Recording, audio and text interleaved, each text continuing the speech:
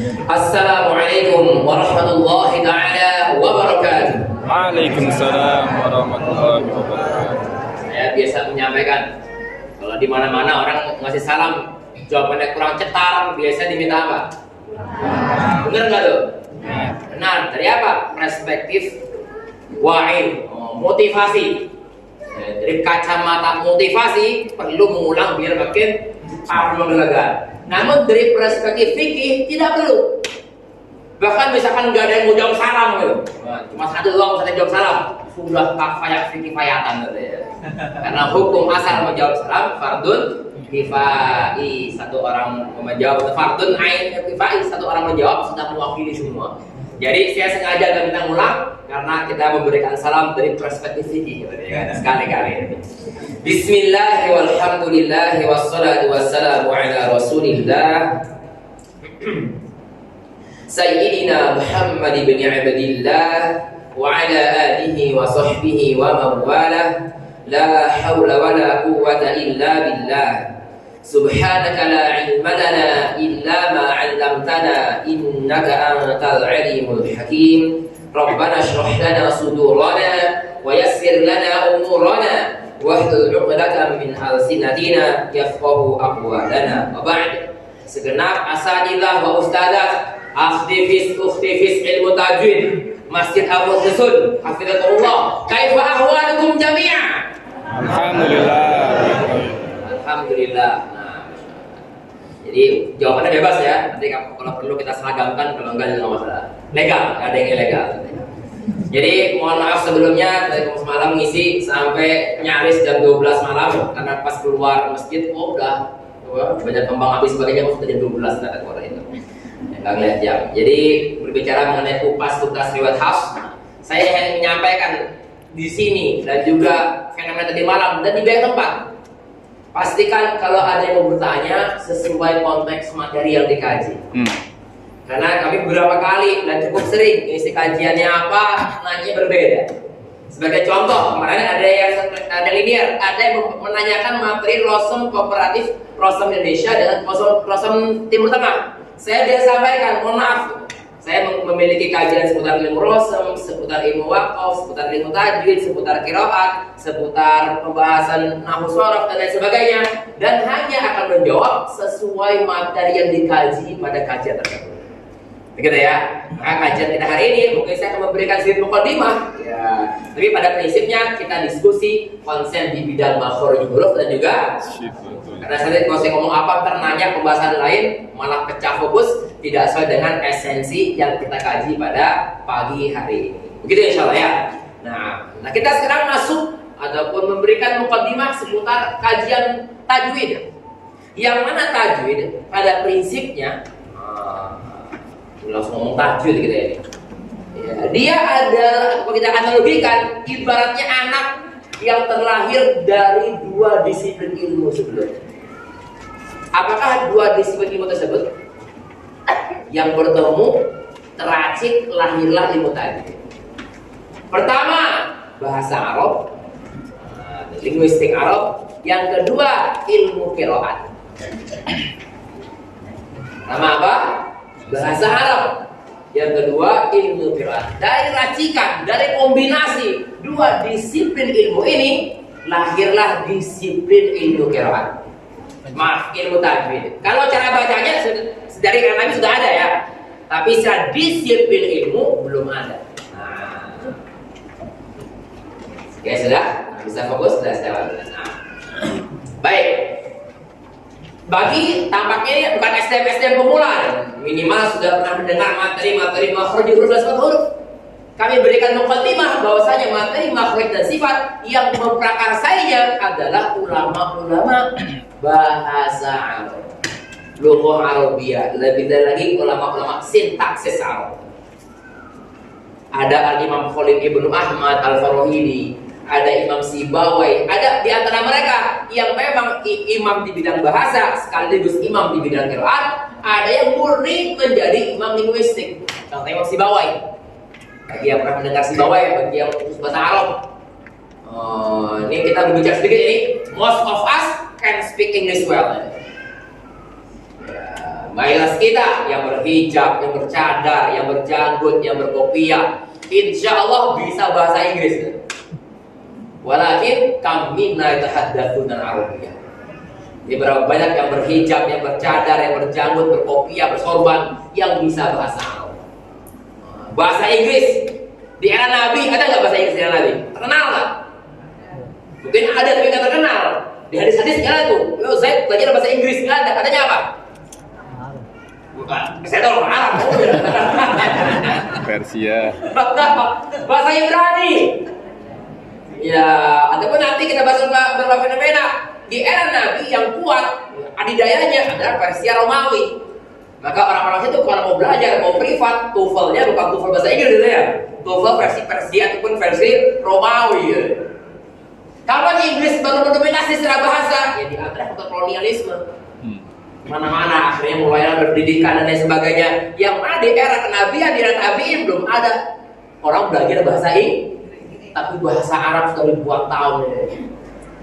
Obrol usul, lintas generasi, lintas abad. Kalau bukan karena pengkaji Islam hilang dulu gitu ya. Maka bisa kami sampaikan, terjemah Al-Quran tidak bisa mengcover esensi Al-Quran. Hanya wasilah karena bahasa kita terbatas. Bahasa Quran sangat-sangat luas. Jadi pastikan kita ini yang most of us ini bisa lughah Arabiyah. Siap insyaallah? Karena kalau kita berbicara ilmu tajwid untuk level basic tentu bisa saya sampaikan nggak butuh bahasa Arab untuk level basic. Tapi kalau level menengah apalagi mahir, sudah harga hidup. Yang mati dulu ya, yang mati dulu. Belajar dulu insyaallah.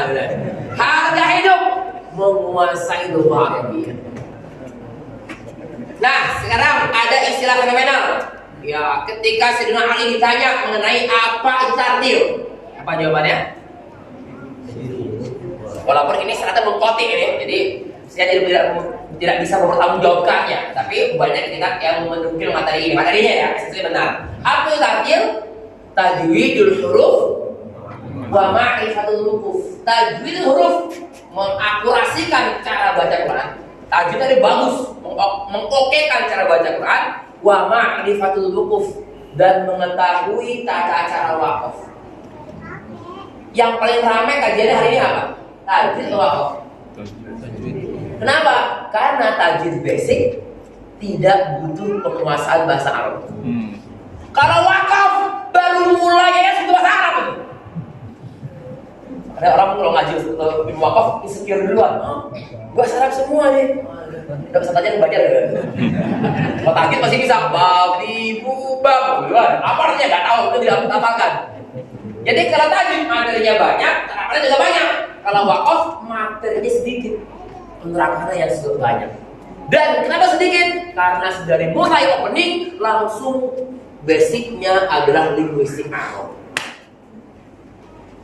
Sampai kita hari ini orang-orang yang mau kedokteran atau yang sudah jadi dokter, profesor di dalam kedokteran, kalau ada orang yang masuk kedokteran tapi dia nggak bisa bahasa Inggris, dia punya niat untuk menyelamatkan manusia, bisa, tapi bukan ke kampus, bikin refleksi, bekam, mulia semua kan, tapi tidak bisa bedah ginjal dan sebagainya. Kenapa? Dibutuhkan basic pertamanya adalah bahasa Inggris sebelum masuk hal yang lain. Sama juga dengan Al-Quran Karim, ilmu tajwid. Saya ingin mendalami ilmu tajwid, untuk belajar ilmu tajwid, tapi nggak bisa bahasa Arab. Ya bisa lagi. Maaf ini. A, I, U, Ba. Akhirnya ya. Levelnya. Tapi ketika ingin mendalami, perlu kata kunci besar. Kita apa tadi? Induknya ilmu tajwid yang pertama. Apa tadi? Wah, karena ilmu tajwid terlahir di rahim bahasa Arab. Gitu ya. Tokoh-tokoh founding father di bidang ilmu tajwid adalah founding father di bidang ilmu lughah Arabiyah alias bahasa Arab. Itu orang tua pertamanya, ibunya kita sebut gitu ya. Yang kedua ayahnya, bapaknya. Sebenarnya bapak ibunya mana aja gitu kan? Ilustrasi saja. Ilmu qiraah. Ilmu ya, kita mungkin sekarang sudah familiar ya. Jadi ketika saya pulang 2017 mau kemudian nikah di Juli 2017. Biasanya orang kalau nikah ngajinya ngaji apa? Baik membawa apa yang korinya ataupun sang pengantin prianya. Ngaji apa biasanya? Arum, bisa juga nanti lagi Ar-Rahman gitu kan. Kayak ayat puitis gitu. Kalau saya ngajinya pertemuan Nabi Musa dengan calon istrinya. Lagi capek kalau saya nanti jomblo mulu kan. Kapan nikahnya? Gitu ya. Saya ngaji buat saya pribadi ya, ilustrasi dari kisah Nabi Musa, dan itu kisahnya ngajinya pakai qiraat Hamzah. Level tertinggi dari sakat am gitu ya. Dan saya berpikir orang mungkin nggak akan ngerti ini saya ngaji apa ya. Tapi saya ingat ayat Quran Karim, wa'adzin finnas. Ketika Nabi Ibrahim membangun Ka'bah, ini gimana mau datang ini? Di Makkah sepi ini ya. Ya mau dia? Apa kata Allah? Wa'adzin finnas. Kamu azan saya. Ya, itu kerja kami akan sampaikan manusia ke sana. Karena saya ngaji aja orang nggak paham, semoga nanti akan banyak orang belajar qiraat. Alhamdulillah, bukan hanya buat saya pribadi, banyak akhirnya sekarang kajian qiraat yang sebelumnya belum terlalu eksis, gitu kan? Dengan banyak asbab perkataan hafizatullah, sekarang ilmu qiraat sudah mulai dioptimalkan dan minimal dilirik kembali. Sekarang pertanyaan selanjutnya, apa itu definisi ilmu qiraat? Nah, ilmu qiraat ini secara definitif akan diambil partikelnya oleh ilmu tajwid. Kalau kita ilustrasikan bela diri, ada jujutsu. Jujutsu, kemudian ada ilmu upgrade-nya mengambil partikel jujutsu. Apa itu? Bantingannya doang. Apa namanya? Judo atau judo. Lahir disiplin ilmu judo. Dia nggak ngambil seluruh ilmu jujutsu, ambil bantingannya doang, ambil yang buat pertahanannya aja. Sama kayak ilmu tajwid. Ilmu tajwid mengambil partikel dari definisi ilmu qiraat. Nah, sekarang kita kenal dulu apa itu ilmu qiraat. Ilmun, maka adalah ilmu yubhatsu yang mengkaji, ilmu yang mengkaji an kaifiyati ada'il Quran, tata cara baca Quran, wa ikhtilafiha, dan perbedaan cara baca Quran. Yang pertama tadi apa? Membahas tata cara baca Quran. Yang kedua, membahas perbedaan cara baca Quran. Yang ketiga, ma'zuwan binaqili, yang disandarkan kepada penukilnya. Jadi harus tahu penukilnya siapa. Kalau sekarang ini bacaan siapa ini? Nggak tahu. Sama kalau orang baca hadis, kadang-kadang ngarang, itu hadis siapa itu? Hadis riwayat Muslim. Oh benar? Ya kan Abu Daud juga Muslim. Ibnu Majah juga. Wah, ini salah ambil kan? Saya di Mesir gitu, orang-orang bercanda belinger. Rawahu Muslim. Kenapa ya semua orang Muslim? Wah, ini fatal ini. Nyambung ya, sama dengan Al-Quran. Jadi ngaji siapa? Yang penting untung ada yang Muslim di Quran gitu ya, di Quran gitu kan. Jadi nggak asal yang penting ngaji. Di balik ngaji itu penting. Bukan yang penting ngaji. Nah, itu benar buat siapa? Yang baru hijrah. Mungkin bocah-bocah ngaji itu penting, tapi yang sudah nggak bocah, yang sudah lama hijrahnya atau yang sudah lama di bidang Al-Quran Karim sudah bukan lagi yang penting ngaji, tapi ngaji itu penting. Nah, kemudian apa itu? 3 komponen ilmu qiraat: mempelajari tata cara baca Quran, mempelajari perbedaan cara baca Quran, dan ketiga, penyaluran kepada imam yang menukilkannya. Nanti kita bahas yang poin kedua. Nah, ilmu tajwid mengambil poin pertama dari ilmu qiraat. Apa itu? Membahas tata cara. Ilmu tajwid tidak membahas perbedaan. Tentu di ilmu tajwid sendiri di internal tadi tata cara baca ada perbedaan lagi nanti. Tapi untuk materi atau isu besar perbedaan cara baca, misalkan Maliki Yaumiddin atau Maliki Yaumiddin atau Shiratal ladzina an'amta 'alaihim, itu nggak dibahas. Dan ilmu tajwid membahas materi-materi bagaimana nun sakinah bertemu ba, di mana tempatnya kho. Nyambung ya? Mengambil salah satu isu ilmu qiraat. Jadilah lahirlah ilmu tajwid. Maka kesimpulannya, kita ulang lagi tadi, ilmu tajwid adalah ilmu yang terlahir dari 2 disiplin. Apa itu? Bahasa Arab dan juga ilmu qiraat.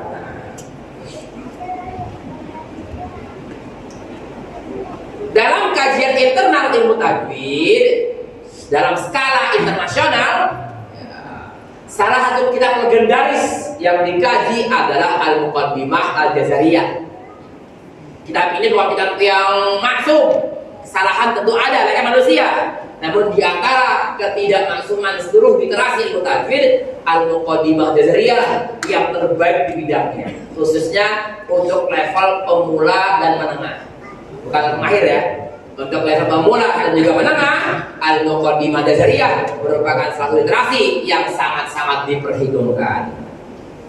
Nah, kajian kita pada pagi hari ini akan mengambil partikel beberapa bait atau beberapa bab dalam kajian Al-Muqaddimah Al-Jazariyah seputar makharijul huruf dan juga sifatul huruf.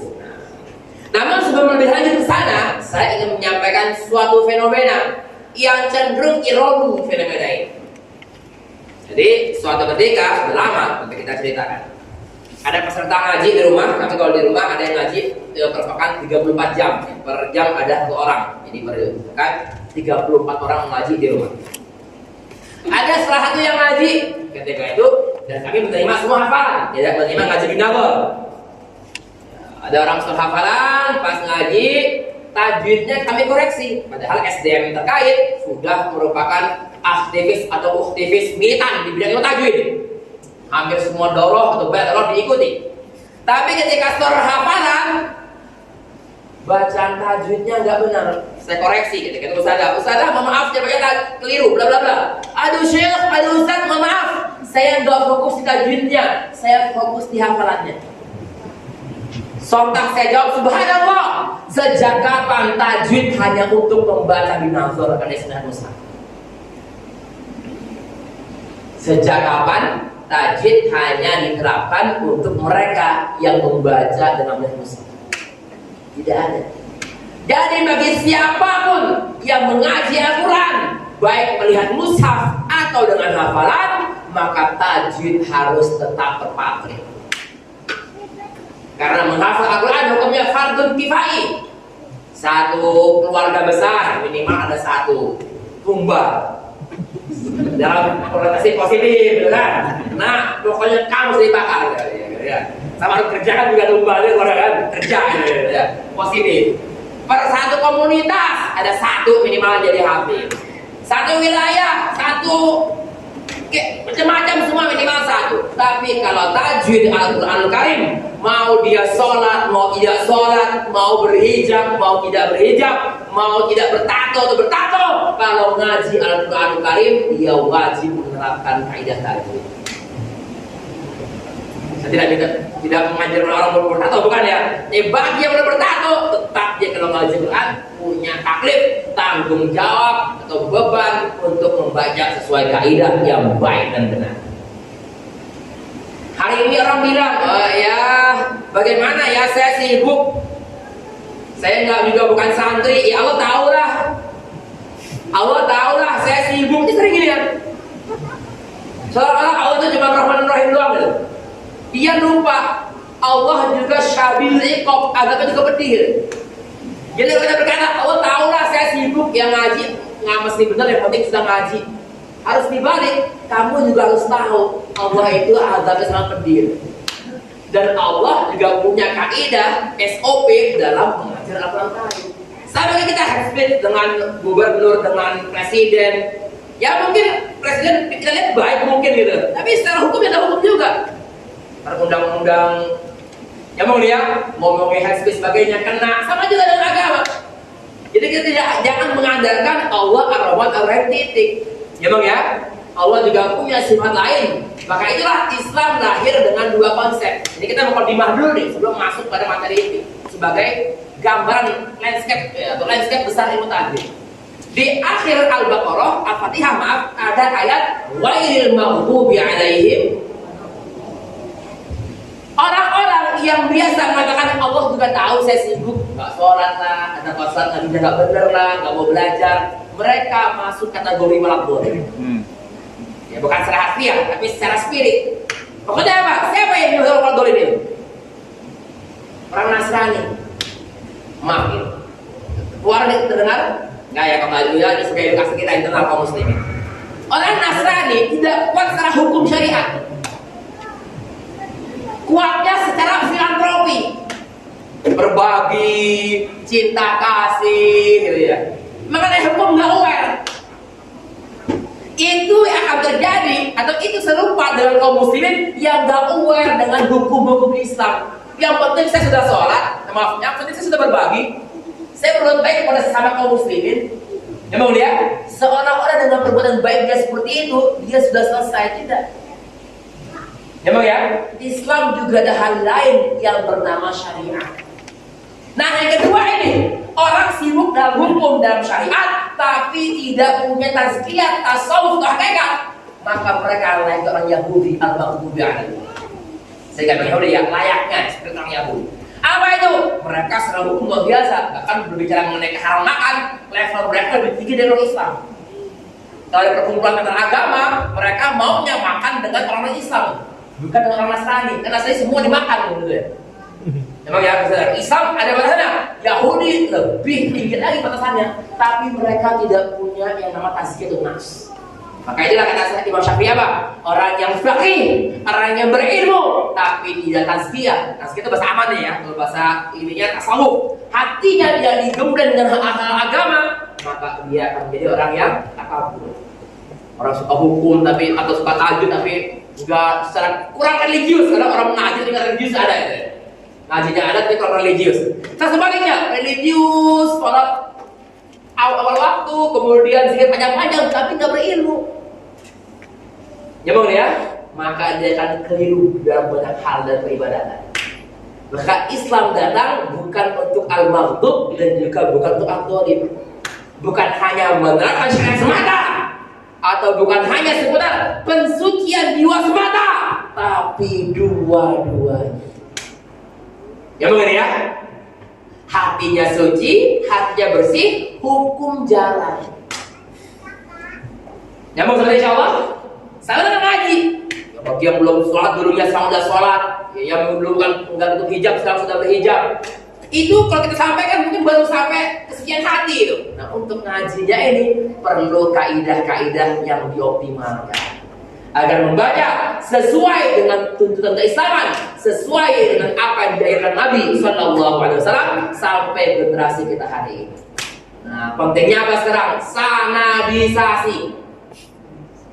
Ya, umat Yahudi terputus sanadnya lebih dari 2000 tahun. Saya tulis dalam tesis saya itu dinukil dari Imam Ibnu Hazm. Sehingga mereka tidak punya legitimasi yang kuat seputar Taurat yang eksis hari ini. Nasrani seluruh syarat keilmuannya putus dengan Nabi Isa, Yesus versi mereka, kecuali satu, haramnya perceraian. Karena orang Nasrani sangat terjadi perceraian. Islam melegitimasi perceraian. Karena saya banyak ketemu, khususnya bagi pijat terakhir di rumah, banyak curhat itu kan. Ya, saya sampaikan dengan intinya, banyak orang mengenai pernikahan dengan apa? Saya tanya, orang keluarga saya langsung. Anda melanjutkan pernikahan karena kasih atau karena kasihan? Jamang ya. Ingat, Islam melegalkan banyak hal yang tidak dilegalkan oleh agama lain. Jamang ya. Abu Qabil Halal Allah. Saya berikan intermezzo sedikit ini. Yang ingin disampaikan adalah apa? Islam adalah agama yang sangat komprehensif. Coba sekarang komparasi dengan agama lain. Teman untuk punya semasi ke keluarga yang agama lain, coba tanya aja sebagai stimulasi, perbandingan, komparatif. Ada nggak pahala kalau baca kitab suci Anda? Per huruf ada pahalanya nggak? Ya bang, nggak paham aja. Nah Islam satu huruf nggak paham saja Allah berikan ganjaran. Di asyam itu baru nggak paham. Apalagi paham, apalagi benar, apalagi hafal, apalagi mengamalkan dan menyampaikan. Produk juara itu. Ya bang ya. Tidak paham saja ada rewardnya. Apalagi paham. Ya bang ya, apalagi menghafal. Oh, sangat-sangat komprehensif, sangat-sangat padat materi Al-Quran. Nah sekarang kita berbicara kembali ke materi kita, fokusnya kepada diskursus cara baca Al-Quran, studi kasus makhorijul huruf dan sifatul huruf, palang pintu mengaji Al-Quran Karim. Kenapa saya sebut kolam pintu? Karena materi-materi yang membahas mengenai idhar halqila, idhar syafawi, idgham bila guna, kerangkanya adalah makhraj dan sifat. Karena kajian kita hari ini cenderung normatif dan monoton.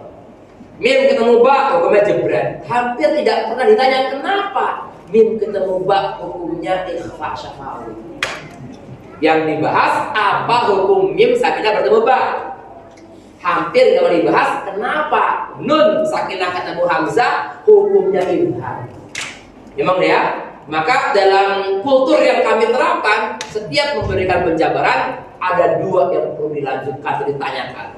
Pertama, apa jawabannya? Dan kedua, kenapa atau apa argumentasi? Islam adalah agama yang argumentatif. Sebagai penutup mukadimah kita, ada Imam Ghazali yang mampu membungkam dan menaklukkan kalangan Mu'tazilah, kalangan rasionalis sampai hari ini. Kecuali sekarang ini dia Mu'tazilah ya. Nah, apa nama atau julukan besar Imam Ghazali? Hujjatul Islam. Hujjah apa? Setiap ngomong gak kosong, ada argumentasi. Baik argumentasi dalil, nakli, Al-Quran, hadis dan sebagainya, atau akli, logika. Nah, gitu ya. Jadi setiap berbicara ada nasnya. Artinya berbicara dengan nas. Kalau bikin buku, setiap materi ada footnote-nya. Kecuali kalau kita buat sendiri materi pembaruan Roberti, baru nggak pakai footnote.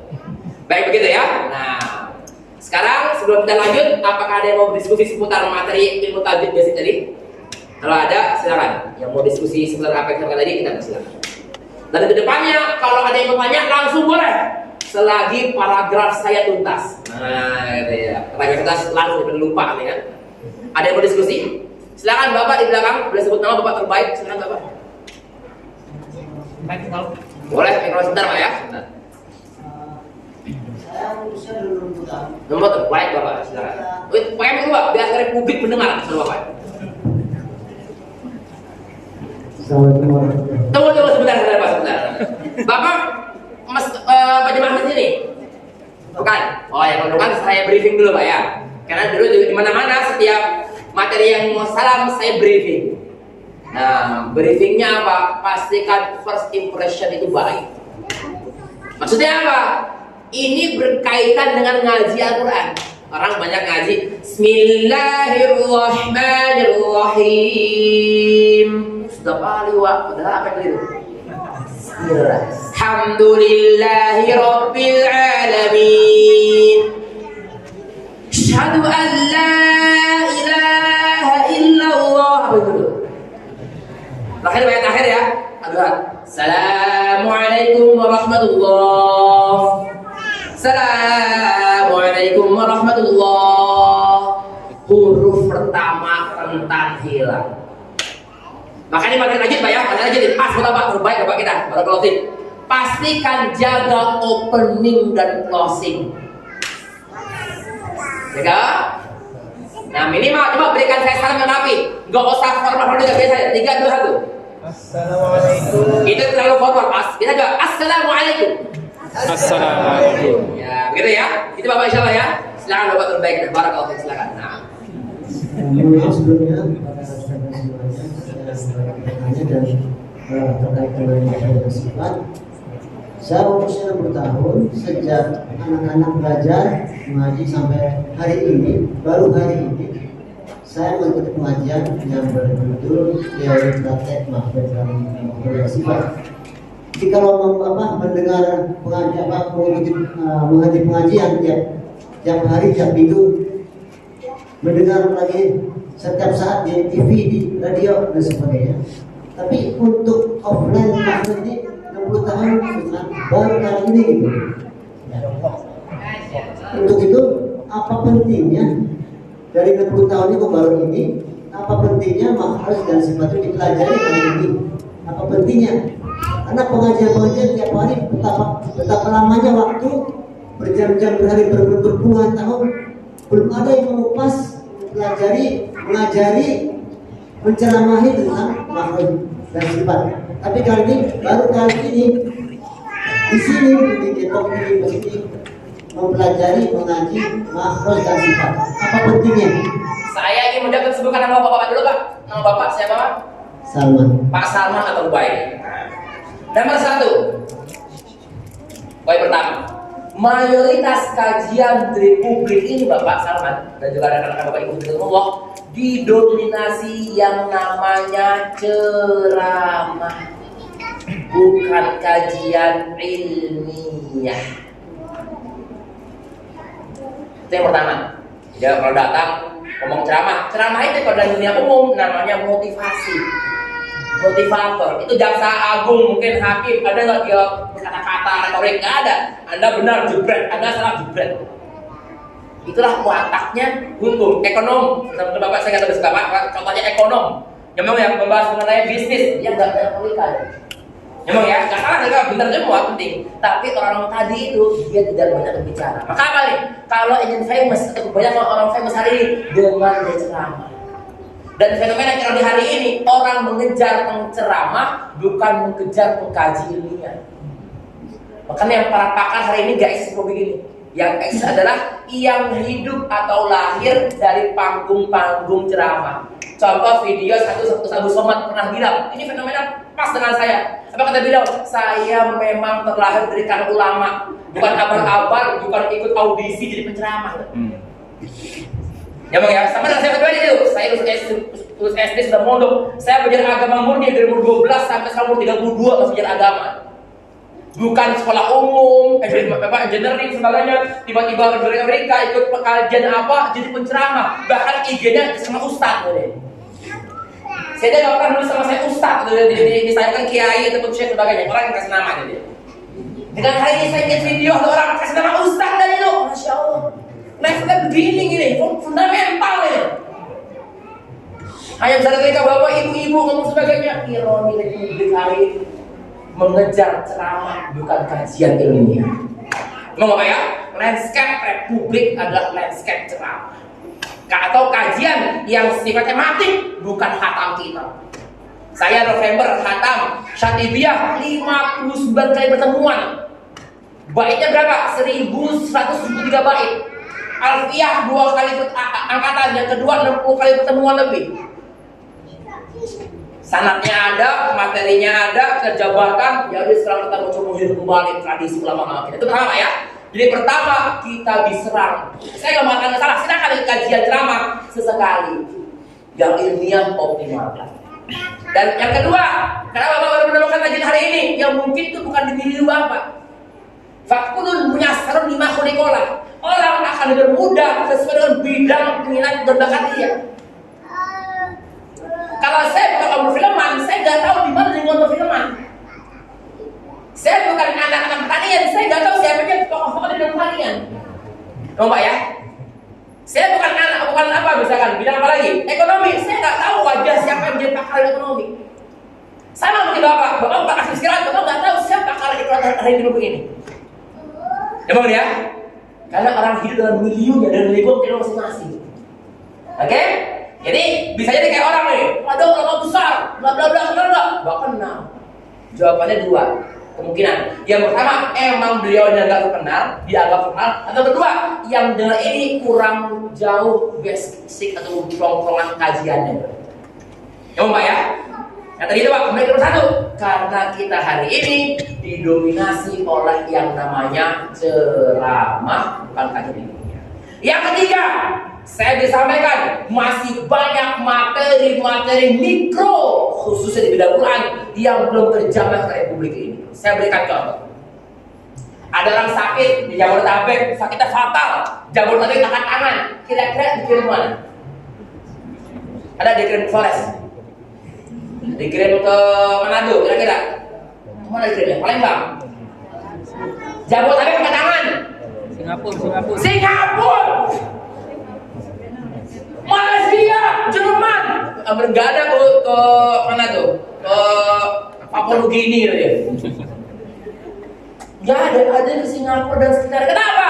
Pertama, bisa jadi belum ada SDM yang menguasai ilmu tersebut. Jadi, maksudnya betul ya, contoh aja. Yang kedua, sudah ada pakarnya, SDA-nya nggak memenuhi. ya. Kita ulang. Pertama, bisa jadi keilmuannya belum sampai ke Republik ini. Kedua, bisa jadi ilmunya ada, belum ada pakar yang spesial di bidang terkait. Yang ketiga, bisa jadi ada pakarnya, tapi alatnya tidak mendukung.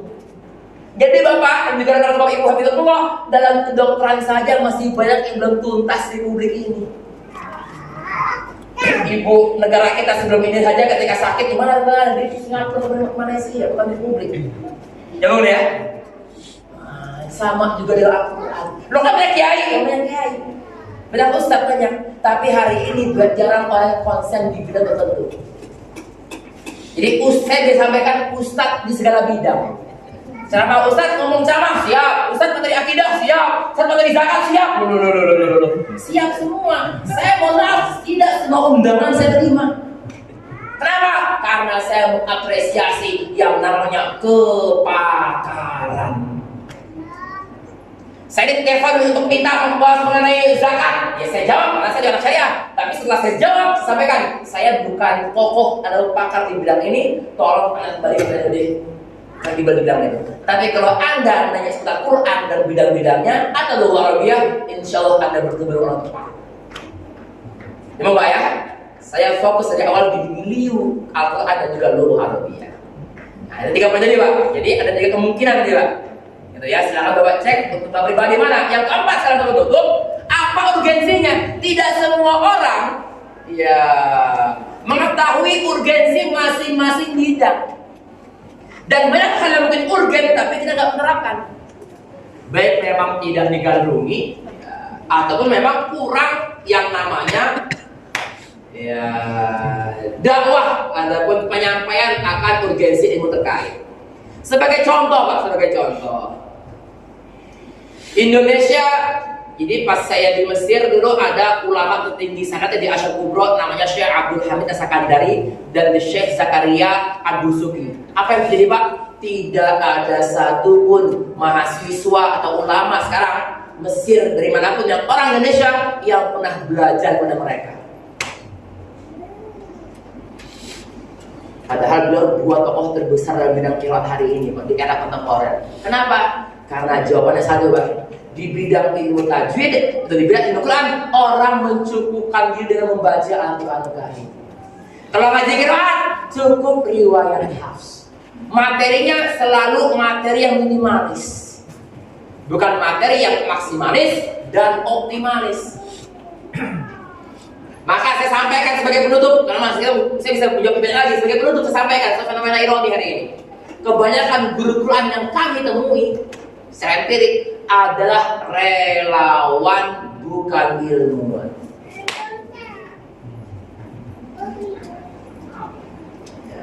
Enggak semua ya, bukan saya enggak Ustaz ya, bukan Anda berarti. Tapi secara umum yang kami temui adalah relawan bukan ilmuwan. Di bidang ilmu agama itu banyak sulinya. Sampai kayak kedokteran, misalnya kalau ibu-ibu nih lagi hamil, apa mau periksa dokter hewan? Kan sama dokter ibu, bapaknya juga suaminya kan? Walaupun namanya dokter, tapi punya spesialisasi. Nah hari ini semua ustadz dan syekh sama, beda. Dalam sahabat saja ada sahabat yang konsen di bidang hadis. Siapa itu? Di antaranya Abu Hurairah. Ada yang fokus di bidang tafsir, siapa di antaranya Ibnu Abbas. Ada yang fokus di bidang qiraat, siapa di antaranya Ubay dan Zaid. Sedari era Nabi saja sudah ada konsentrasi tersendiri. Begitu Bapak insya Allah Pak ya. Jadi masing-masing ada fokusnya. Likul liftul rijal. Setiap bidang ada pakarnya. Setiap disiplin ilmu ada maestronya. Dan sekarang ketika Bapak datang baru beberapa kali ini bukan akhir dari segalanya. Gitu ya, insya Allah ya. Nah, ada lagi silakan. Terima kasih. Nah, Bapak terbaik Mas Selamat. Cukup insya Allah ya, dari situ panjang. Sekarang kita kembali ke modul bismillah tabaraka wa ta'ala. Ada satu modul yang bisa saya pegang? Kalau nggak ada nggak masalah. Saya hafal halamannya. Baik, masya Allah. Makharijul huruf dan sifatul huruf. Nah, baik, terima kasih Bapak. Jazakallahu khairan jazak. Nah, jadi sekedar lanjutan, makhraj dan sifat untuk sekedar hadirin wa hadiratullah bukanlah disiplin ilmu mandiri, bukan, tapi bagian dari ilmu Dari ilmu apa? Tajwid. Ya Bang ya. Jadi yang namanya makhraj dan sifat adalah bagian atau bab tertentu dari ilmu tajwid. Yang sayangnya hari ini orang belajar tajwid bukan dari opening. Jadi kalau istilah waktu bisa abwabiha, masuklah ke rumah dari pintu. Hari ini orang kalau ngaji tajwid, saya ilustrasikan, masuknya dari loteng. Karena apa? Tidak sesuai hierarki ilmu tajwid. Nah, sekarang saya berikan definisi ilmu tajwid. Hierarkinya. Apa sih ilmu tajwid itu? Nah, definitif. Saya akan jawab, dan jawaban ini melahirkan hierarki. 3 hierarki. Pertama, mengeluarkan huruf dari makhrajnya. Sama apa? Apa ilmu tajwid? Cara baca yang baik dengan cara mengeluarkan huruf dari makhrajnya. Apa ilmu tajwid? Membaca dengan baik dengan cara pertama mengeluarkan huruf dari makhrajnya. Kedua, mengaplikasikan sifat asliyah. Yang ketiga, mengaplikasikan sifat aridoh. Bahasa dan diksi nggak bisa sama, yang penting esensinya sama. Bagi yang nggak paham, tenang aja, akan kita bahas satu. Pertama, mengeluarkan huruf dari makhrajnya. Yang kedua, mengaktifkan sifat asliyah, mengaplikasikan juga boleh. Yang ketiga, mengaktifkan sifat aridoh. Biasanya kita ini, seperti itu, biasanya baik yang pengajar atau pelajar, kalau mengawali tajwid, materinya apa? Biasanya nun sukun. Nun sukun kayak it. Bahasa makanan apa? It. Kalau saya sedang makan, bukan it, bukan. Kenapa kan it makan? Tensisnya aja berubah. Yang punya tensis bukan hanya bahasa Inggris, bahasa Arab juga punya tensis. Tidak ada nama resmi sukun. Gak ada apa? Satu republik udah baik teman tuh. Kebanyakan apa? Belum mati. Sukun bukan mati, tenang. Coba kita sebut tenang mati gitu ya, ya. Dan mati itu tenang. Semoga Allah tenangkan kita dan kematian gitu ya. Amin. Tapi kalau nun mati, nun wafat itu. Nun al-mutawaffa. Ya Bang ya? Ya pun ya enggak salah juga itu dari istilah fenomena hari ini. Tapi ini maksudnya bukan nun mati. Nun sukun diubah, diimprove menjadi nun sakin, sakinah. Kalau kita nggak cukup membahas itu, tapi saya langsung beri kesimpulannya. Namanya bukan nun sukun, melainkan nun sakinah. Sebab sakinah. Sakinah. Apa itu sakinah? Tenang. Kalau berarti kan sakinah mau ada orang mah ya, dia mati ya saya. Tenang. Oke ya, nun sakinah. Sebenarnya namanya nun sakinah, mim sakinah nggak salah, tapi tadi itu kayak ngaji ilmu tajwid dari genteng, dari lonteng semuanya. Kalau mau belajar ilmu tajwid dari gerbangnya, dari pintunya, masuklah dari makhrajul huruf. Ya Bang ini. Karena dia merupakan hierarki pertama dalam kajian ilmu tajwid. Hal yang paling primer dari ilmu tajwid adalah makhraj, tempat atau base campnya huruf. Baru yang kedua namanya sifat asliyah. Kalau kita ngomong sebet apa sebet? Sebet, ada yang ngomong sebet? Over ya. Soalnya kalau ada berapa aluran sapi. Ngomong kalau pakai nada ngomongnya pizza kan? Pizza. Jadi ngomong ada pizza makan siang, ada kan? Nah, dalam ilmu Al-Qur'an Al-Karim ada SOP-nya. Nanti kita bahas namanya sifat kalau sampai ya, semoga. Namanya sifat asliyah, sifat otentik. Sifat yang melekat pada suatu huruf. Nah, itu hierarki kedua. Jadi kita ngaji huruf. Jadi sifat dibagi dua lagi nih. Yang sifat yang nomor 2 tadi namanya asliyah. Sifat asli, orisinal, otentik alias melekat pada suatu huruf.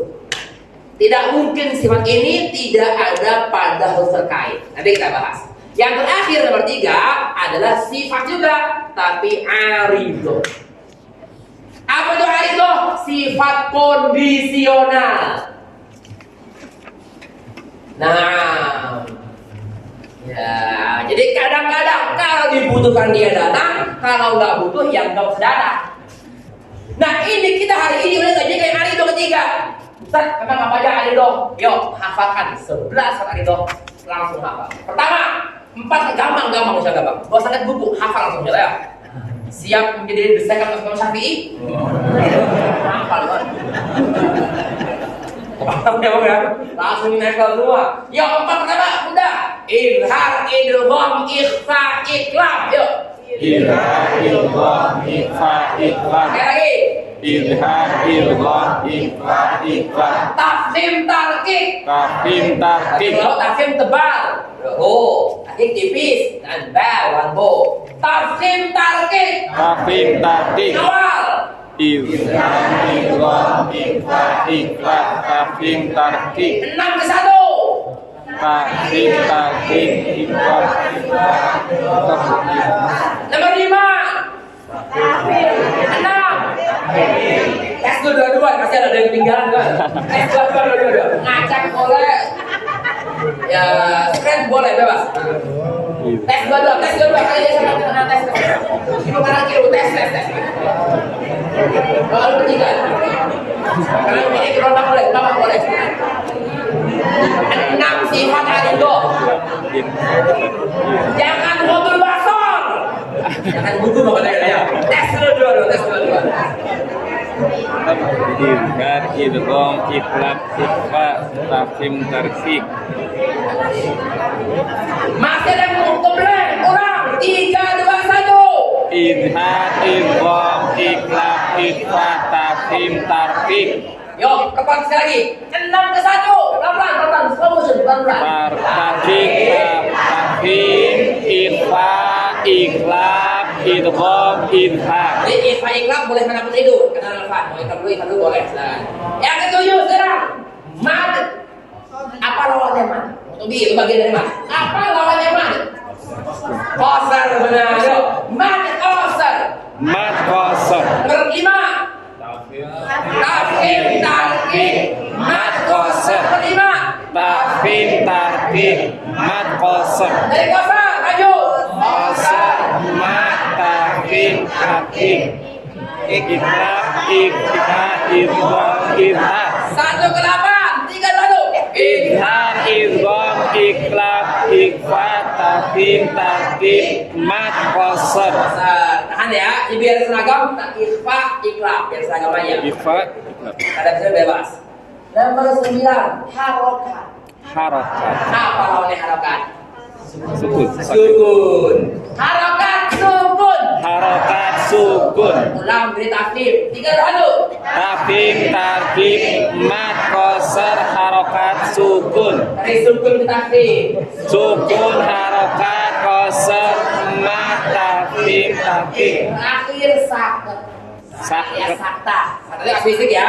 Sakit itu kasuistik, namanya saket. Saket. Ulang dari 9. Harokat sukun saket. Harakat sukun saket. Dari awal. Izhar, idgham, ikhfa, iqlab, tafkhim, tarqiq, mad qasar, harakat sukun saket. Dua-dua, silakan ya, dua-dua. Jangan dua-dua, kanan kiri depan belakang bebas.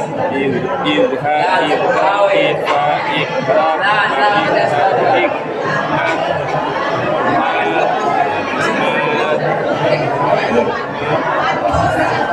mad qasar. Awas harus sukun. Izhar ya. Izhar, idgham.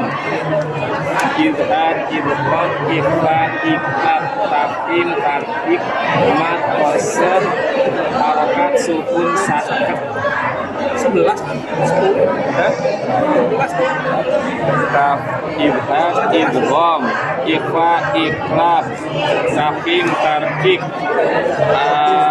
mad qasar, harakat sukun saket 11.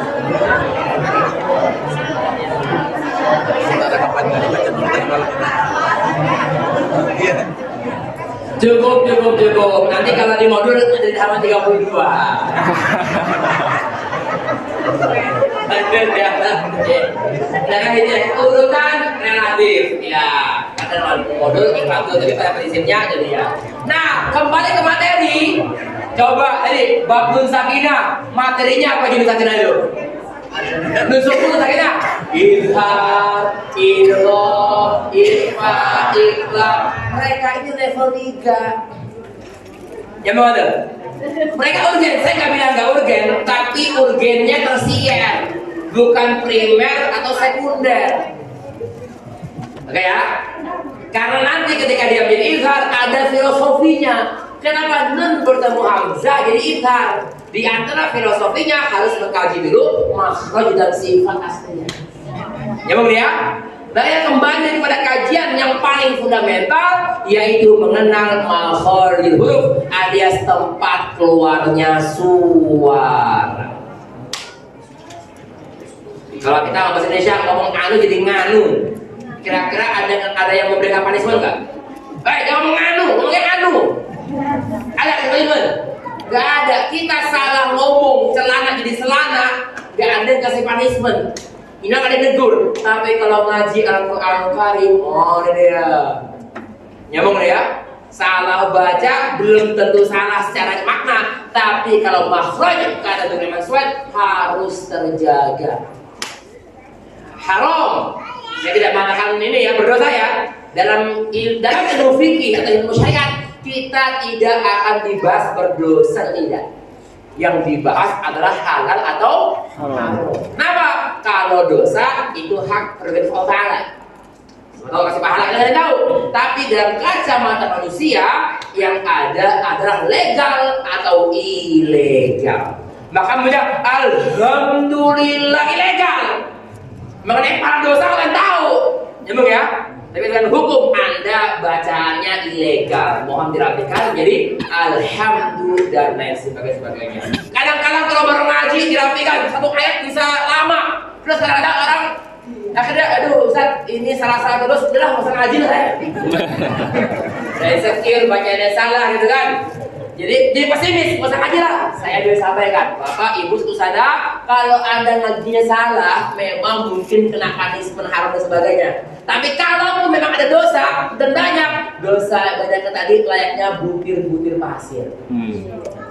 Tapi kalau nggak mau ngaji, dosa cuma satu, tapi segede gunung salak.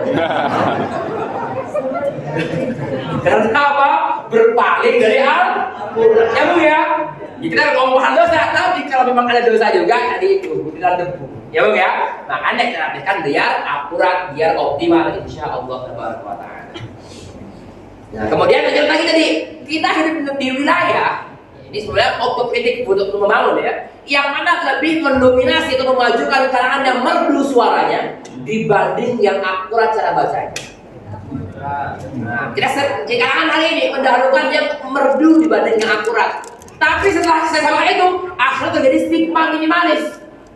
Terjadi dua idealisme, yang satu bacanya merdu, ya mengenai tajud dan tajud itu kan sudah ada konsepnya, banyak fisika sebaiknya. Yang bacanya fasih cenderung nggak merdu.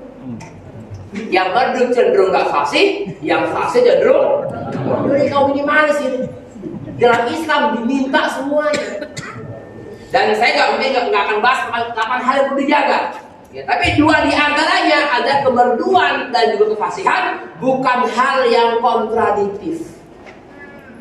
Sekali lagi, kemerduan dan kefasihan bukanlah dua hal yang kontradiktif. Setiap kita dituntut untuk apa? Mampu memerdukan cara baca dan mengakurasikan kaidah-kaidahnya. Siap semua insyaallah ya. Nah, sekarang Masya Allah. Ini kita kalau di Indonesia dengar apa? Ya, ada Quran kan? Ini saya menjadi teringat ketika saya di Mesir. Ini di mana ini? Oke, sudah ya. Jadi kalau kita di Indonesia kalau orang nyetel rawat radio, ya, umumnya apa? Umumnya deh, musik. Kalau di Mesir, di mana-mana itu hampir semua ngaji gitu. Jadi kita jalan keluar tuh ngaji kan itu. Ada Syekh Abdul Basit, ada Syekh Bin Syawi. Jadi hidupnya sudah minju Al-Quran Karim. Kecil dengan Al-Quran Karim. Makanya di Al-Azhar orang non-Arab minimal hafal 4 juz untuk jadi LC. Orang Arab non-Mesir minimal 8 juz untuk dapat gelar LC. Orang asli Mesir harus 30 juz. Maka itulah kalau kita ngaji ilmu qiraat, contoh saya pribadi punya 28 generasi. Saya riwayat khas generasi, saya berikan kesimpulan dari 20 generasi itu 15-nya orang Mesir, 4-nya Andalusia, 5-nya orang Kufah, 1 Basrah, 2 Syam, 1 Hijaz.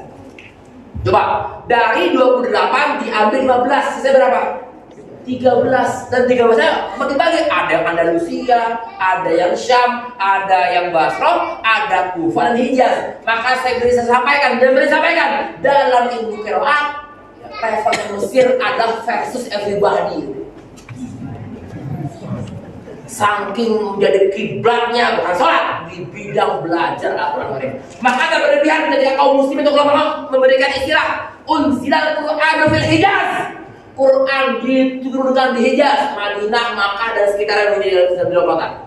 Wa quri'a fi Misr, dibaca, diajarkan di Mesir.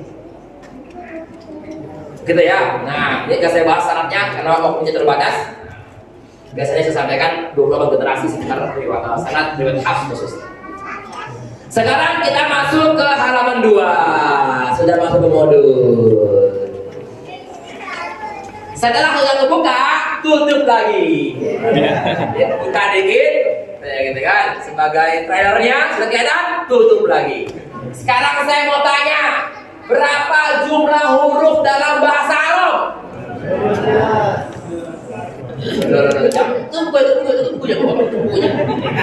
Berapa jumlah huruf hijaiyah dalam bahasa Arab? Cak koalisi. Oke, bagi berapa itu saya mau minta tampaknya modul confident, jangan ikutin temannya, sebutkan alif sampai ya. Siap? Kita mulai alif terserah sampai ya. Siap?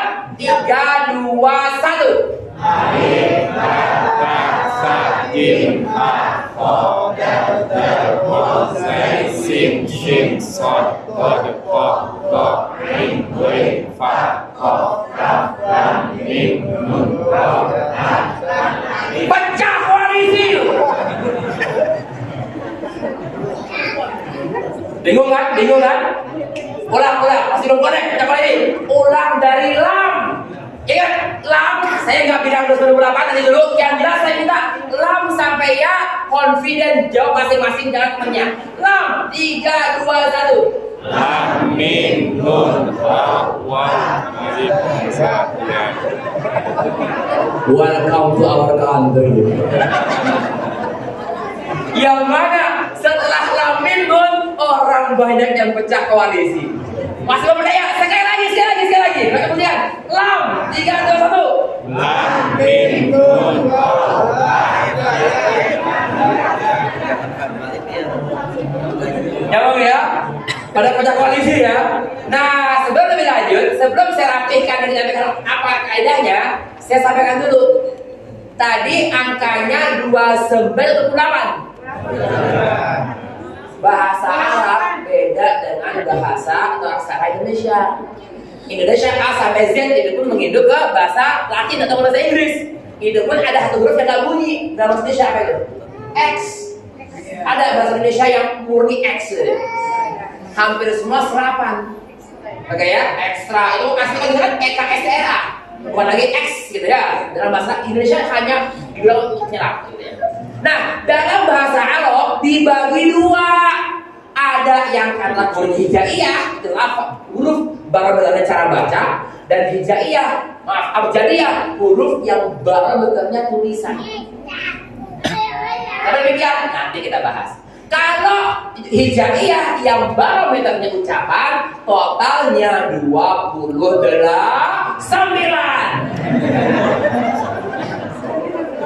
Kalau 28, Bapak Ibu Saudara seperti ini begini. Alif, ba, jim, dal, ha, waw, zai, ha, to, ya, kaf, lam, mim, nun, sin, ain, fa, sad, qaf, ra, shin, ta, tha, kha, dha, dal, dot, dha, ghain. Silakan diulang. Slow motion. Alif, ba, jim, dal, ha, waw, zai, disingkat alif, ba, jim, dal, abjad. Ha, waw, zai, hawaz. Ha, to, ya, pi, jadilah huruf abjad. A, B, C, D. Itu adalah urutan bahasa Arab yang barometernya tulisan. Loh Ustaz, kok beda antara tulisan dengan ucapan? Beda. Karena dalam bahasa Arab ada satu huruf yang ada bunyinya namun tak ada fisiknya. Huruf ya, pada lain huruf. Ada bunyinya, ada suaranya, tapi tidak punya fisik teksturnya. Apakah dia? Hamzah. Udah. Maka hamzah secara baca A, I, U secara fisik yang kita lihat hari ini sudah improvisasi. Atau memang diimprovisasi tapi bacaan tulisan asli tidak punya fisik. Nanti kita bahas tentang insyaAllah. Maka kesimpulannya secara bunyi totalnya 29 pengetiknya, secara tulisan aksara totalnya 28. Dan kalau 28 bukan alif ba ta sa, tapi alif ba jim dal ha waw zai sampai habis nanti dibuka buku nanti yang kita tahan. Nah, kalau hijaiyah baru secara modul. Ya, dari polemik kita ini. Ini polemik ini. Kenapa? Jangankan kita hari ini yang beda afiliasi Quranannya, yang satu fraksi saja, satu metode saja sama juga cenderung pecah koalisi. Sekarang biar kita seragam, gimana bingung kan? Kita mau pakai yang mana nih? Kembalilah ke founding father-nya, sang penggagas urutan huruf hijaiyah. Siapa tadi namanya? Nasr bin Asim. Ketemu? Nasr bin Asim Al-Laifi. Itulah tokoh founder mengurutkan huruf hijaiyah. Urutan huruf hijaiyah di modul ada, di PowerPoint ada, tidak dibuat serampangan, asal-asalan. Semua ada filosofinya. Pertama adalah huruf alif, aka hamzah. Nanti kita bahas yang pertama, kita bahas. Yang berikutnya apa? Trio. Batata. Fisiknya sama nggak fisiknya? Yang beda adalah tanda tulisnya alias double titiknya 1, 2, 3. Pertanyaan saya, nanti sebelum berlanjut ya. Titik-titik itu bukan tulisan inti Quran. Dari alif sampai ya kita berikan materi. Yang menjadi tulisan inti Quran hanyalah kerangka tulisan yang tidak menempel, yang tidak ada tempelannya. Jadi kalau ba ini ada ini, nah ini ya, setelah ba itu yang memanjang kayak mangkok itu namanya rosem. Tulisan rosem ditambah ya rosmi sampai ke Republik jadilah bengkel resmi. Aslinya bengkel resmi, bahasa resmi sampai ke Republik jadi. Kenapa? Karena kita hari ini minum yang bahasa Inggrisnya water, bahasa Arabnya ma, bahasa Indonesianya benar air. Bisa ngomong apa bedanya? Beli air. Karena kebanyakan minum air, ngaji deh Bismillahirrahmanirrahim. Rosmi jadi welcome to our country. Terbaik ya, terbaik. Merupakan distingsi kita miliki. Butuh. Kalau tulis boleh. Saya sebenarnya mungkin nggak sampaikan ya. Saya lebih membutuhkan papan tulis dibanding PowerPoint. Mungkin saya lupa menyampaikan. Baik, mungkin saya tanya saya lupa ada. Lebih membutuhkan papan tulis itu mungkin ada apresiasi. Ya lanjut dulu ya. Silakan dicek dalam visit semua.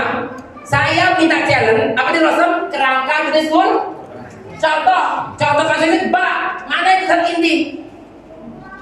Yang berupa cekungan tadi, yang bukan titik itu bukan rosem. Sekarang saya minta jalan tulis alif sampai ya, rosemnya saja. Karena kuncinya apa? Jangan tulis fisik yang nggak menempel. Jangan tulis fisik yang tak menempel. Nah, artinya fisik kecil yang tak menempel. Tulislah fisik besarnya ya, kerangka terbesar. Saya minta jalan tulis alif sampai ya, saya mau lihat untuk mengenali yang namanya hijaiyah atau rosem, tulisan inti Al-Quran. Lewat sini aja. Lewat sini aja. Lewat sini. Lewat sini aja.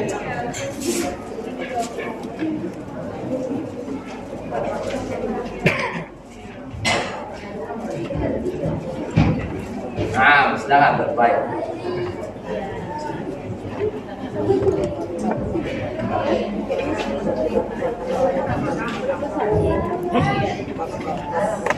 Ya, tuliskan kerangka inti. Itu ya. Yang makro ditulis, yang mikro jangan ditulis. Itu untuk menentukan rosem dan non rosem. Nanti saya jelaskan lagi. Tadi.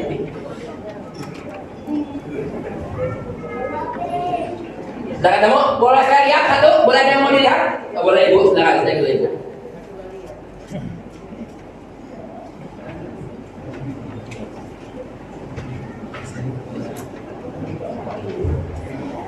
Ya, tapi urutan saya keliru. Nanti kita bahas urutan. Nah, kita apresiasi nanti. Nah, secara rasa sudah benar.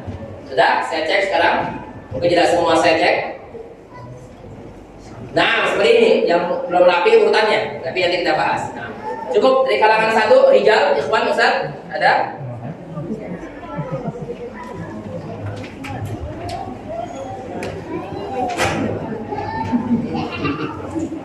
Oke, sudah dapat ya.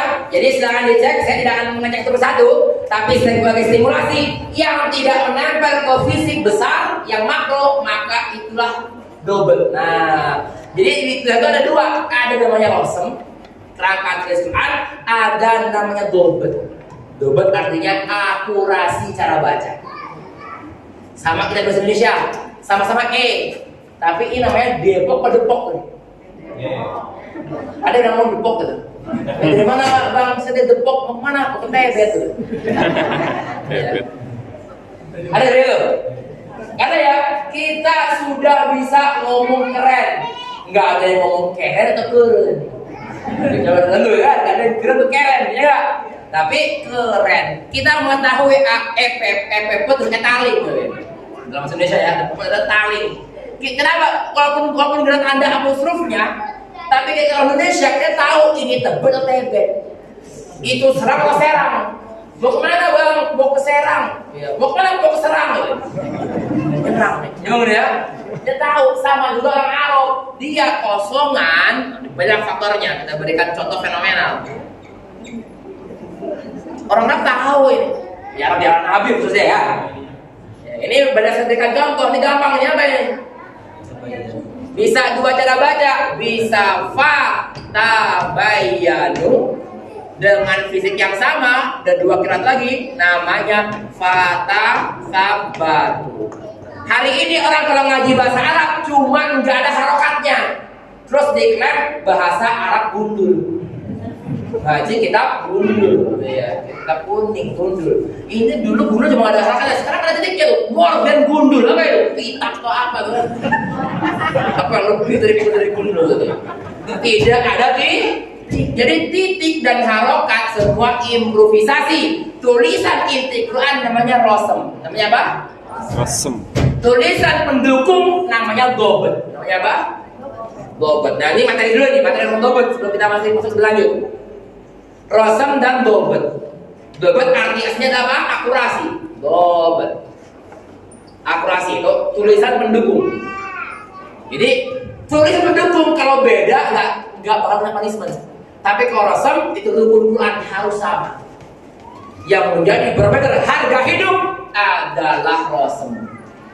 Kalau gobet boleh improve karena bukan dari Nabi. Memang ya? Kayak fisik Hamzah kita sering nemu Hamzah ada yang kayak gini, ada yang cuman gini. Mana nih Ustaz? Ini Ustaz versi Usmani, ini versi Indonesia? Enggak, samanya versi Usmani semua itu. Karena jadi adalah fisik intinya, bukan fisik pendukung. Jadi fisik pendukung kalau beda, no problem. Yang problem kalau fisik intinya berbeda. Memang ya, jadi ada yang kurang sadar atau berkiraat tadi. Nah, tanda baca tulisan pendukung ada 3. Pertama syakel. Ini apa? Syaklun, syakel. Ini artinya baru tanda baca. Apa syakel? Membawa apa? Membawahi harokat, sukun, tasydid, simbol mad, ya enggak? Dan lain-lain yang berkaitan dengan tulisan kecil kayak sukun, harakat, tasydid dan semisalnya. Sifat mustatir, mustadir namanya adalah syafar. Yang kedua namanya adalah nakat pakai to, naktun titik. Inilah yang membedakan antara ba, ta, fa, gitu ya. Karena ba, ta, fa pada prinsip kosongan, gitu ya. Gitu ya.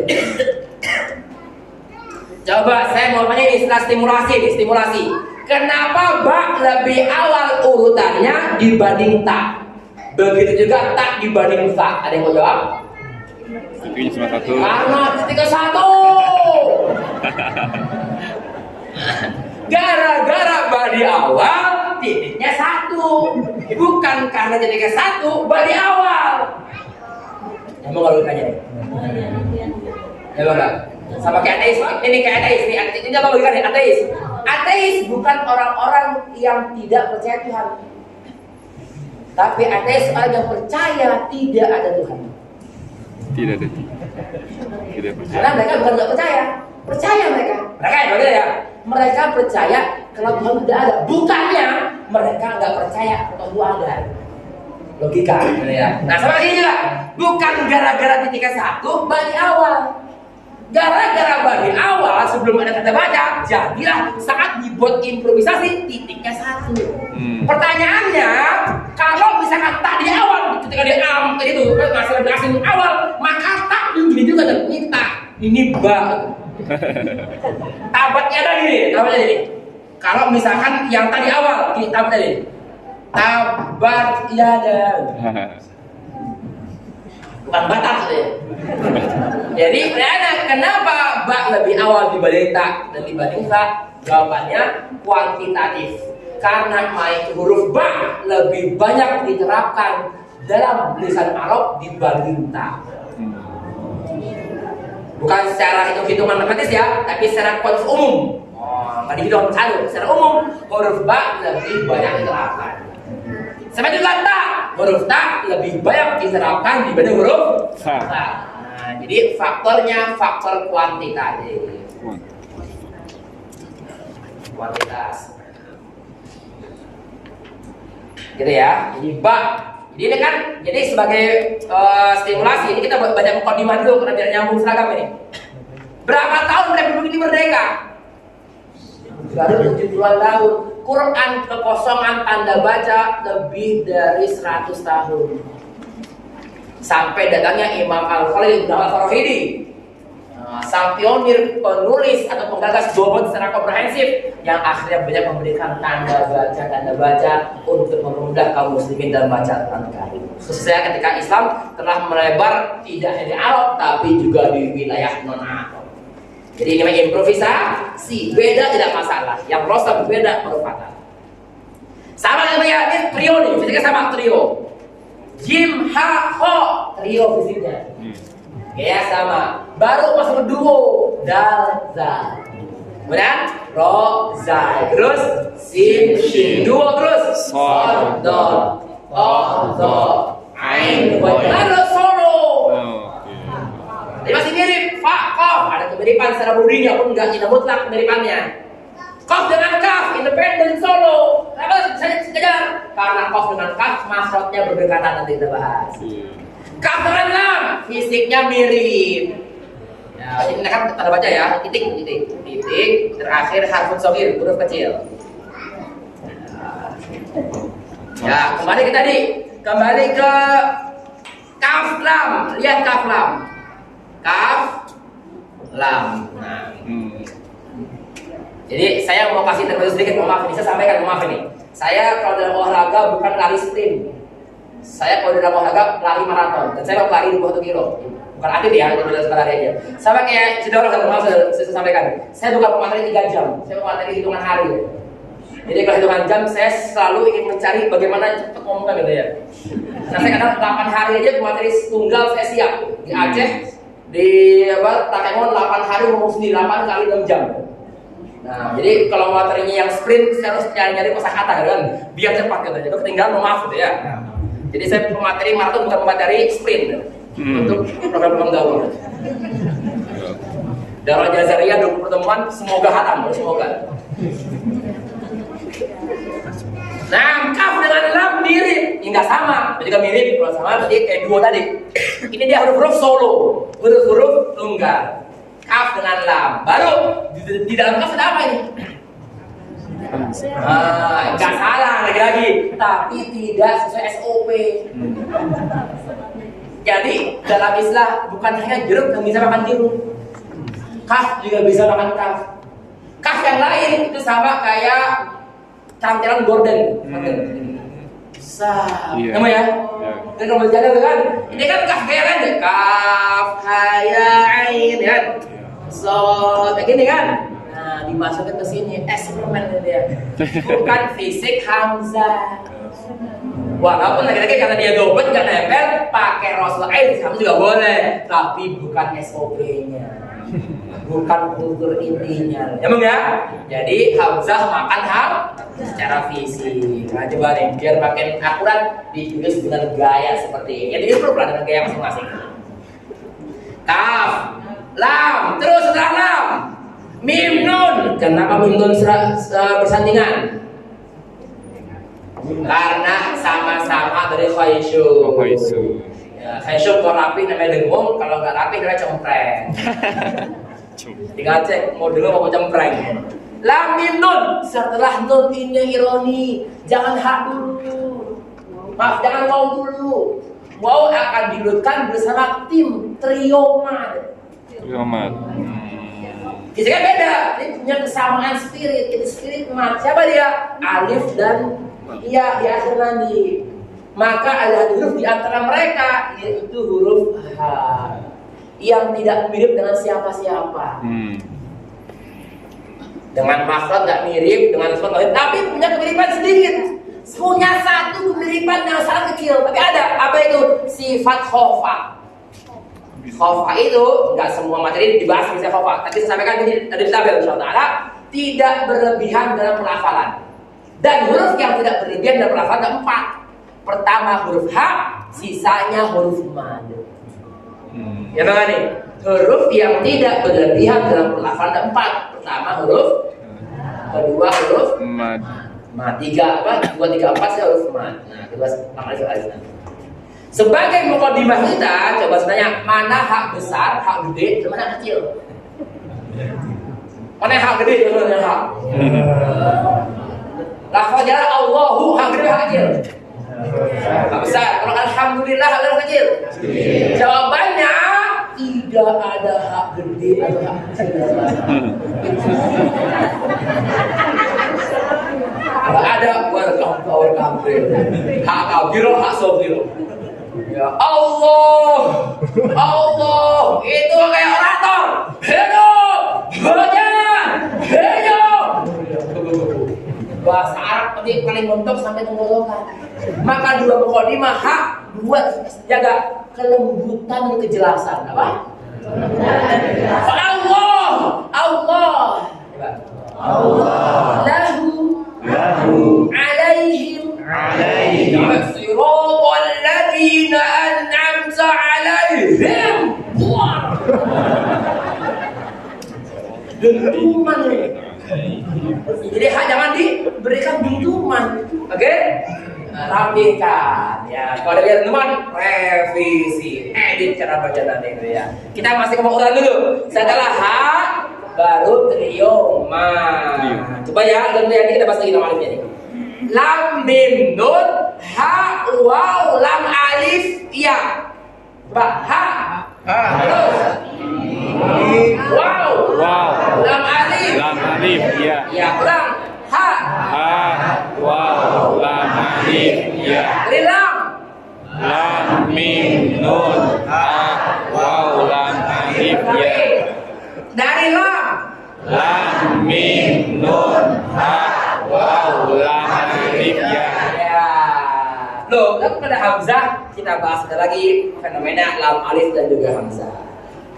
Tapi sebelum dilanjut, hafalkan ini dulu, ya. Nah, ini nggak wajib ini ya. Dalam syariat nggak ada hukum ini, tapi secara kurikulum. Jadi wajib itu ada 2. Pertama wajib syar'i. Wajib yang memang Allah turunkan atau yang Nabi ucapkan. Yang kedua namanya wajib sinai, wajib secara kurikulum. Ada nggak kewajiban dalam Islam habis SD SMP dulu? Oh, saya tidak wajib bisa masuk SMA. S1 cuma setahun setengah dan dia bisa doang. Saya masuk skripsi saya. Boleh nggak? Secara kurikulum dia nggak boleh.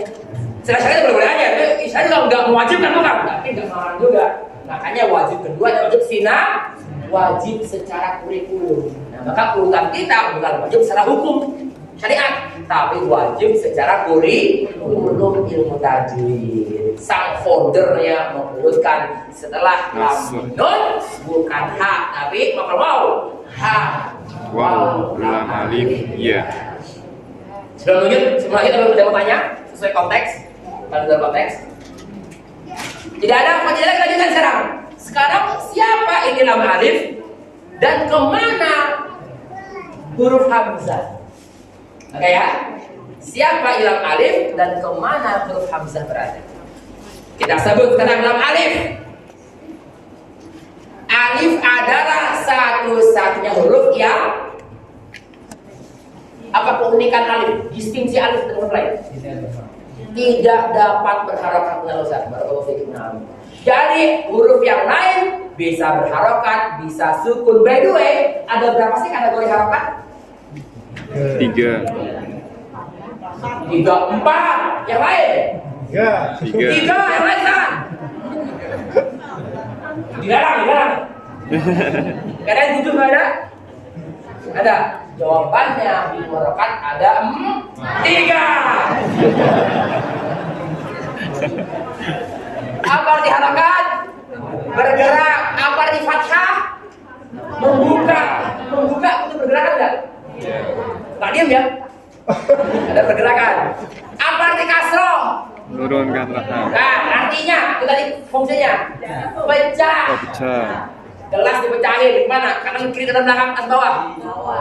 Lagi kita degradasi muka bumi bawah. Lupa di mas pecah kiri. Jadi apa? Ngaji kasroh, harakan kan Bismillahirrahmanirrahim. Belakang air. Beralihlah dari minum air menjadi minum. Nah, biar kalian tadi. Makanya apa? Tidak sedikit kalangan yang keliru dalam melakukan kasroh. Maka saya memberi kesimpulan, kasrohnya kalangan kita secara umum di bawah standar. Saya ngomong individu, tapi secara komunal di bawah standar. Kayak juga B, jangan juga pas saja B, nggak perlu juga. Sama kayak banyak fathah, ba, nggak perlu masukkan jari, ba. Empat jari sobek pulang jadi joker deh. Joker. Maksudnya mau akurasi malah jadi rivalnya di Batman. Oke. Lanjut tadi domah apa domah? Ya domah artinya perkumpulan, mengumpulkan. Ngumpul nggak bisa mundur kemari. Di tengah ketutup. Makanya mengumpulnya di depan. Intinya ada bergerak. Apa arti sukun? Tenang, asakin lain harap yang tenang tidak mungkin bergerak. Al-mutaharik layas pun yang bergerak mungkin tenang atau diam. Makanya lah harokat ada 3 kategori, 3 pembagian, sukun tunggal. Harokat jalan bergerombolan, sukun terbang sendirian. Nah, karena alif pasti sukun, maka alif nggak bisa berdikari. Coba saya kalian nih, jangan alif. Saya minta bunyikan ba tapi dalam kondisi sukun. Maksain kan? Gak natural. Coba tak sukun dia sendirian. Maka itulah dia masuk 4 pantangan bahasa Arab. Ada mungkin sini pernah saya sampaikan 4 pantangan bahasa Arab. Ada bisa jawab? Yang bisa boleh langsung pulang. Mau lah kita jawab. 4 pantangan bahasa Arab. Pertama 4 pantangan awal bahasa Arab. Pertama sukun. Tidak mungkin awal bahasa Arab dalam kondisi sukun. Kalau kita bahasa Indonesia bisa endam, pride, psikologi. Bahasa Inggris apa? Strong. Yang nggak bisa aku mah strong ya. So, ya harus berharap strong. Kalau malah ya. Bahasa Arab nggak bisa. Bahasa Arab nggak bisa diawali bisa dipaksain, bukan natural. 4 pantangan kata. Pertama sukun, kedua tasydid. At-Tawwabur Rahim.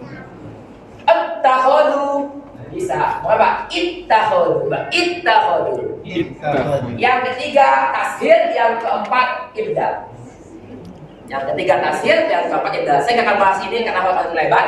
Saya ingin kembali ke nomor saya. Bahasa Arab tidak mungkin diawali Contoh hada yahdi ihdina. Coba hada. Coba tulisnya. Makan. Kalau makanlah asli nggak makanlah? Yang asli apa? Makan. Ya. Dimakan asli nggak? Mana asli? Makan dinya enggak? Sama. Hada yahdi. Amre beli apa? Di. Aslinya ditambah kami. Dina. Asli dina. Karena bahasa Arab nggak bisa diawali sukun, maka harus butuh relawan, volunteer. Nanti kita bahas sebentar lagi. Jadilah bacanya nanti kita bahas sebentar lagi di hamzah. Kembali ke alif.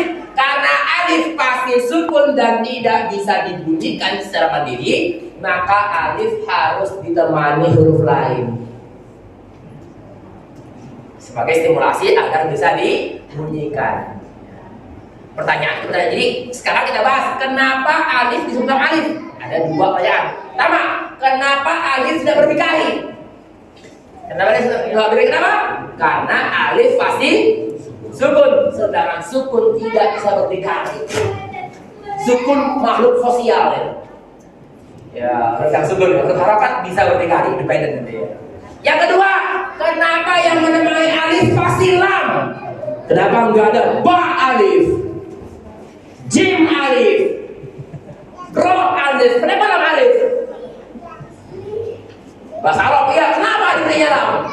Karena kembali ke sini dulu kita. Awal kata tidak bisa dalam kondisi sukun. Nah, kita cek sekarang. Setiap awal kata yang berupa sukun dalam alam imajinерnya, alam basicnya ada yang diminta. Siapa yang siap kembali awal kata yang sukun? Apa kata Hamzah? Saya siap. Tapi Hamzah nggak punya fisik. Karena nggak punya fisik, tapi dia di awal kata, maka Hamzah datang dalam bentuk fisik alif. Nanti kita bahas lagi sebentar lagi. Intinya apa? Hamzah adalah huruf volunteer, relawan pada setiap awal kata yang didahului sukun atau tasydid. Oke? Nah, semoga nyambung ya. Kalau enggak di murojaah nih. Kalau sekali enggak nyambung wajar. Tapi semoga nyambung. Jadi awal kata Hamzah itu kayak seperti ini di fisik. Kita bahas sebentar lagi setelah ini. Nah, kayak ihdina adalah Hamzah fisik alif. Tapi dari banyaknya sukun awal kata yang dibantu oleh fisik alif, statusnya Hamzah, fisiknya alif. Dari banyaknya huruf yang alif bantu, yang paling banyak ternyata huruf lam. Coba kita main angket ini kita hitung-hitungan. Al-Fatihah aja dulu nih sebagai stimulasinya. Ketemu lam dan ketemu non lam. Kita mulai basmalah. Bismillah. Mana Hamzah wasal alias alif bertemu lam? Ada nggak? Bismil. Bagi yang nggak silakan bisa boleh buka mushaf. Bagi yang bisa tidak boleh. Bismil. Allah satu lamnya. Temu lam. Hamzah wasal temu lam. Berikutnya Ar-Rahman. Berikutnya 3. Basmalah 3. Berikutnya Alhamdulillah Rabbil Alamin. Sebagai contoh, kan? Alhamdulillah aslinya adalah alhamdu. Jadi bahasa awalnya bukan Al-Fatihah, tapi apa? Al-Fatihah. Bukan Al-Baqarah, tapi apa? Al-Baqarah. Karena sukar dalam terjemah Arab, maka harus datang volunteer. Yaitu si Hamzah dengan fisik alif. Sekarang kita mau fisik alifnya. Tadi udah apa itu setelah itu? Ar-Rahman. Jadi apa tadi? Alhamdulillah Rabbil. Berikutnya Ar-Rahman, terus Ar-Rahim. Ar-Rahim, Maliki Yaumiddin, Ad-Din, Al-Din. Kalau di Komariah kan, iya kan nggak ada. Terus Ihdina, baru satu ketemu hak. As-Sirata, kembali ke sini ketemu Al-Sirata, Al-Sirata. Al-Mustaqim, udah 10. Siratal ladzin, al-ladzin 11. Ghairil maghdub 12. Walabdo, walal. Tuh, tadi kan di Komariah Indonesia misalkan 13. Lam versi pribadi ya. Di komen bola bantai ya, 13-1. Fatihah doang mari Ustaz, yang lain enggak. Ya, contoh yang lain Anas. Contoh lain Anas, yuk. Qul a'udzu birabbi Anas, Anas. Malikin Anas lagi. Ilahin min syarril waswasil khannas alladzi waswisu fi sudurin. Ya, tadi ya, alladzi waswisu fi sudurin nas minal jinnati wan nas. 90. Jadi fisik alif akan menemani siapa saja huruf yang sukun di kata. Tapi dari banyaknya suku dalam kata, yang paling sering dibantu adalah siapa? Maka secara teoritis kurikulum ilmu tajwid, saat alif membutuhkan bantuan, kira-kira yang punya tanggung jawab moral siapa? Apakah hak? Ataukah ro? Ataukah lo? Tidak. Lam. Maka tidak ada istilah ro alif, ba alif, jim alif. Yang ada adalah lam alif. Oh, ya, karena fisik alif adalah fisik yang paling banyak dibantu oleh hamzah. Materi terakhir sebelum kita rehat, rehatnya jangan lupa kan? Ini baru opening ya. Nah, sebagai ya sebelum kita rehat ya, satu lagi. Sekarang sudah menutup, siapakah alif di awal kata? Ya, itu adalah metafora, penting. Majas dipakai di mana-mana, ya. Nah, dia adalah Kenapa hamzah sering disebut alif? Begini. Hamzah kan yang tadi nama bahasa trio. Jiwa trio. Kenapa hamzah di alif di awal itu kok solo? Kenapa nggak di belakang? Jawabannya mudah. Apa silakan menjawab? Di atas alif selalu. Nangkring di atas alif. Nangkring itu dua benar ya. Ini apresiasi, dua baca. Ini apresiasi ibu terus sekarang. Jelaskan sekarang. Hamzah nggak punya fisik, kebetulan. Kalau dia di akhir kata ada 4 potensi. Kadang hamzah pakai fisik alif dari kata. Contohnya apa? Qoro'a. Akhir kata. Saya kasih kosongan ini, nggak pakai tanda baca, kosongan. Di Arabnya itu mor dan gundul kan. Coba dikasih opsi A atau lebih dari gundul. Akhir kata pakai alif. Kadang pakai waw. Al-mala'u. Saya sengaja nggak pakai tanda baca. Al-mala'u. Kisi-kisi gini. Tuh, saya hapus lagi. Pakai ya, kuri'a. Ini A nih. Saya hapus lagi. Kadang kosongan. Coba apa tanda hamzah dan kadang kosongan? Ja'a. Ini fisik asli Quran ja'a seperti ini. Jadi berbahagialah kita yang hidup di era kontemporer milenial. Mushafnya bukan hanya ada tanda baca, tapi sudah ikut warna. Yang pink ikhwa syafawi, yang hijau itu om bilang benar, yang merah itu masih belum akurat juga. Masya Allah, harus nunggu imam lagi kan. Guru bisa bilang ke rumah, ada YouTube-nya dan sebagainya. Jangan kalau campakan seperti ini. Nah, jadi apa? Kalau hamzah ditaruh paling ujung, orang akan debat hamzah apa ya? Emang enggak? Sama hamzah di tengah kata juga punya 4 potensi. Ada kaidahnya, ya sembarangan, ada ilmu rasamnya. Contoh di tengah, apa hamzah tengah? Sa'ala, pakai alif. Sa'ala. Sekarang saya kasih tandanya ya. Qoro'a, ya. Uri'a dan seterusnya. Sa'ala. Pakai ya. Su'ila. Pakai waw. Qoro'u. Oh, ini dia. Kosongan. Apa contoh hamzah kosongan di tengah kata? At-takwir. Wa idzal mau'udatu su'ilat. Seperti ini fisiknya. Saya hapus dulu. Tulisan inti Qur'annya mau hamzah waw kedua kosong langsung dalam. Jadi hamzah dan waw kecilnya sebagai mat tidak tertulis dalam kerangka wasl. Dia hamzahnya sini ada udatu. Nah, emang ya. By the way, ini juga bisa terbahas. Ini apa sih ini? Hamzah lagi-lagi yang mendedikasikannya adalah Al-Khalil Ibnu Ahmad, ulama kontemporer di eranya, ulama milenial di eranya. Beliau berarti orang bikin hamzah kok pada bingung-bingung banget ya. Gimana caranya ya? Saya kasih tanda. Beliau adalah ulama yang sangat terobsesi dengan huruf ain. Kenapa coba? Karena ain dengan hamzah adalah dua huruf yang sama-sama punya makna. Ada makna ba.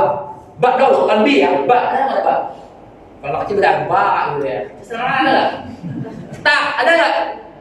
Zo, ada nggak? Ada kita lain seperti ain. Humazah, hamzah, buka surat al-humazah. Waktu di kuliah humazah dia, humazah, hamzah. Karena orang kan hamzah ya.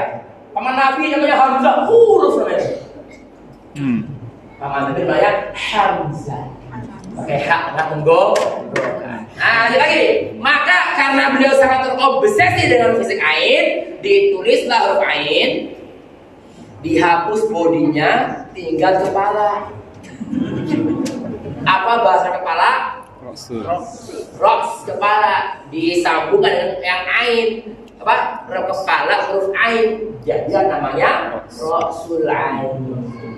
Jadi fisik yang kita lihat hari ini adalah dedikasi Imam Khalil Ibnu Ahmad sebagai tanda huruf hamzah yang nama asli adalah kepalanya huruf ain. Jadi seperti ini ini bukan tulisannya ya.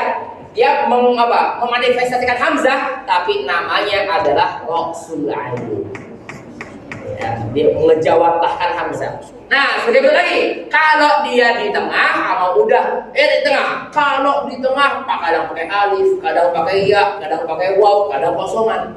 Tapi kalau di awal dan selagi bukan double fathah, maka no debate, tidak debat, hamzah pasti pakai alif. Pernah lihat hamzah langsung pakai ya? A'udhu, ada nggak a'udhunya pakai waw?